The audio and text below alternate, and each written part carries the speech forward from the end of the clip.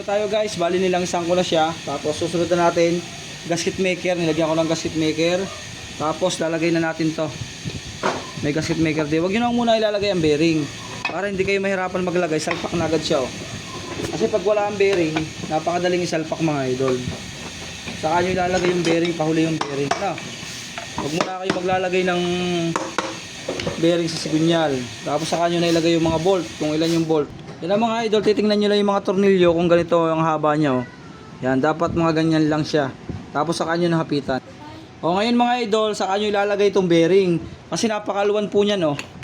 Kapag hapit na yung mga tornilyo, saka nyo ilalagay yung bearing.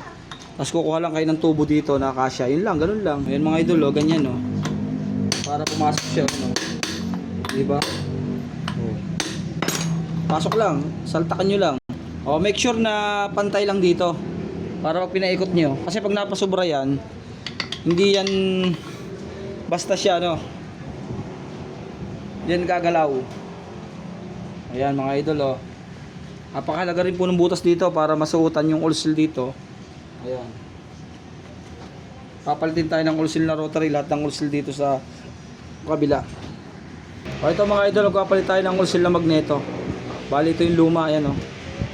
Tigas na kasi. Ayan. Papalit tayo, lalagay natin dyan. O ito guys, nakakabit na. Dito naman tayo sa kabila, pati yung bolts nya. Dito naman tayo sa clutch side. Ayan. Yan ang itsura ng clutch side nya. Dito tayo sa rotary. Meron siyang pin dito. Kasi lalagay natin yung gear dito ng rotary. Ayan. O ito na mga idol oh. Sunod natin yan. Ngayon, itatap nyo ang piston, ang connecting rod, dito nakalagay. Ang sunod natin dyan ay rotary plate. Ang timing niya, kapag nakatap ang connecting rod, ito mismo, dito sa baba. Yan. Pag ganyan siya mga idol, hindi pwedeng mapataob yan.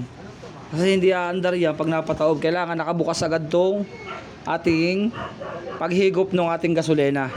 Yan. Pag ganyan, tatapal, saka siya lalabas dun sa carburetor. Ano? Yan. Hihigop ng hangin. Ayan.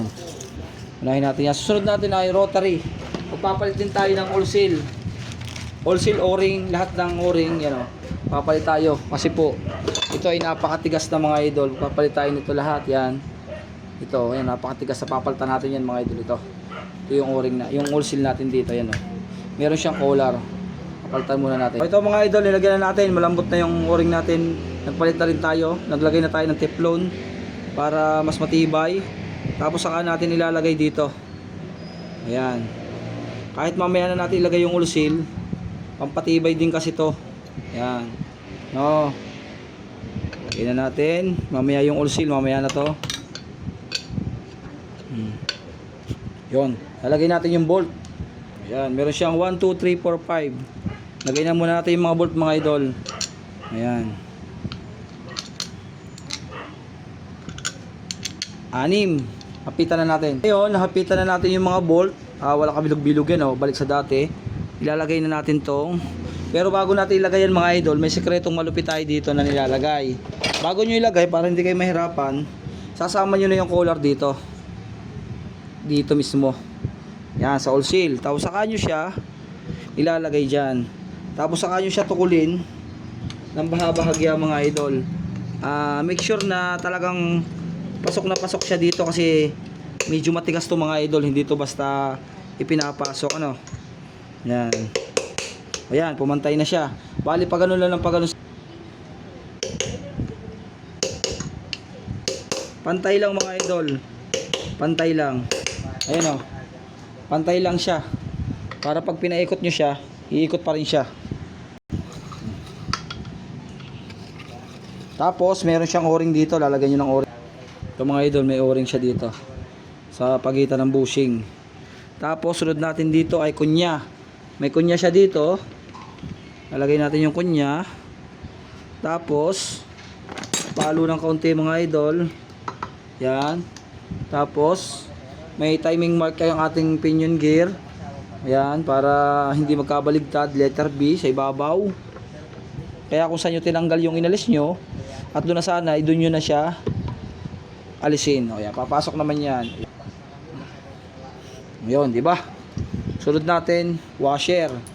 Meron siya ditong to, yung gear ng oil pump, para ito yung kasawa ng gear ng oil pump mga idol. Kapitan natin ng 17.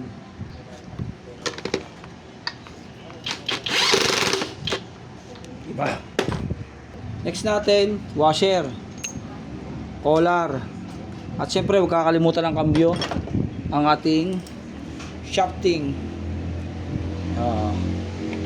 May washer yan mga idol, huwag nyo kakalimutan. Pag nakakalimutan mo yan, ay di kakaslog ng bagya. Sadyang may washer yun mga idol. Tapos ang mahiwagang class housing, na napakagandang class housing ng Kaysero, talagang sariwang sariwa pa. Ayan, diba? Yun, quality na oh. And next natin, ito, wala siyang washer dito sa gitna, huwag kayong mag-aalala, sadyang wala yan. Tatama nyo lang, papasok naman ang kanya yan. Oh. Basta kapa-kapa lang, papasok yan.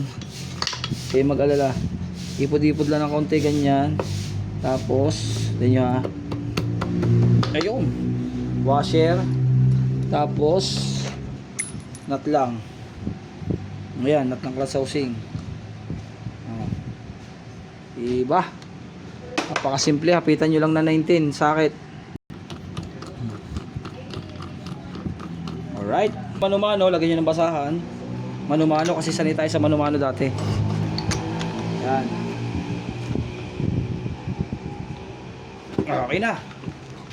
Diba? Ganun lang kasimple mga idol oh. Tapos lalagay nyo dito O-ring, lalagyan din natin teflon. Tapos yung meron dito ano din, O-ring din. May bushing dito mga idol, may bushing. Ito yung sinasabi ko mga idol oh. Tapos meron din siyang O-ring. Tapos ito yung O-ring na malaki. Lalagyan natin to ng maker na lang dito mga idol, para hindi siya pumasok yung langis. At syempre huwag yung kakalimutan yan. Yan. Kasi di na to sa akin, kalas na yung class side. Wala na yun, wala na to. Kaya dapat saulado yun mga idol. Pag kinalas nyo, kahit matanda ka mekaniko, bata ka pa, basta masaulado ka mga idol, hindi nyo malilimutan yan. Alright, kakabitan natin. At yun naman ay kabisado nyo na yung paglalagay. Pagka mga ganyan, pati sa taas, convert natin ng Brutus block yan. Plug and play na yung kakabit natin mga idol. Kasi ito yun. Ayan o. Sa Kawasaki 125. Ito na yung kakabit natin mga idol. Ito na o.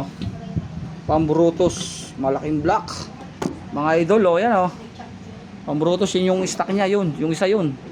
O, ito yung kakabit natin. Pang Brutus. Plug and play na siya dito kasi napatorno na natin to mga idol yung groove. O ito guys o. Nakakabit na yung ating Brutus na block. Yan na. Nakakabolt na siya. Alright. Buo na. Sasampalan natin. Abangan nyo yan mga idol. Brutus. Tapos wawiringan natin yung restoration o.